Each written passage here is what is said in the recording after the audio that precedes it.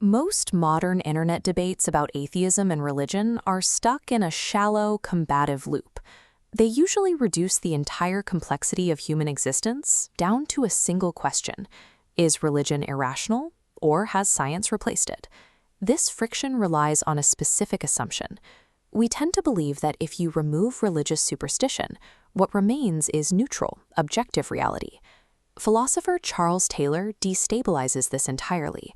He argues modern secular culture is a constructed framework, an installation of a specific worldview replacing what came before. What we consider common sense or objective truth is actually a background structure we inherited without realizing it. Taylor calls this the immanent frame. It functions as a cultural operating system that shapes how we interpret reality before we even evaluate evidence. This frame sets the boundaries for what feels rational, believable, or even possible. It creates the environment in which we think. Within this frame, mystical experiences are automatically reinterpreted through the lens of psychology. Concepts of transcendence are filtered until they fit into the language of strict materialism. Meaning becomes an individualized internal state rather than a structure we share with the cosmos. We are looking at reality through a highly specific, historically constructed lens, while assuming we are seeing the absolute truth. Ancient consciousness operated as a porous self. Human identity was seamlessly embedded within the cosmic, spiritual, and ecological forces of the world. Secular modernity constructed the buffered self. It drew a hard boundary around the individual, creating a psychologically contained ego severed from the outside cosmos. In this buffered state, meaning relies entirely on internal narration.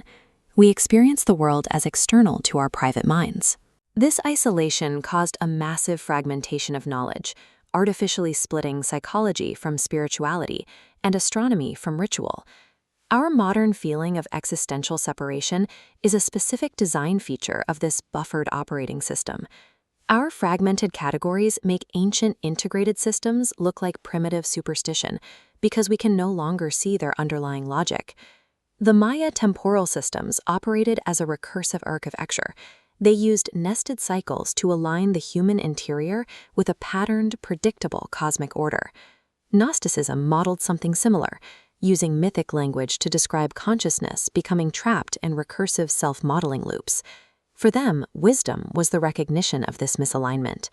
20th century thinkers like Gregory Bateson rediscovered this relational structure, showing that mind exists through feedback loops crossing ecology and communication. Modern neuroscience is now mapping the self through predictive processing, treating identity as a recursive model used to stabilize our experience of reality. These traditions all converge on the same structural insight. Reality is an invariant, recursive order that mind and cosmos participate in together. Ancient civilizations possessed a holistic science of this order, the logos, that our modern secular frame is structurally blind to. We often ignore these insights due to chronological arrogance, the bias that being later in history automatically ensures a superior understanding of reality. We judge ancient intelligence by the stone that survived, overlooking the complex symbolic systems and organic technologies that decayed over millennia.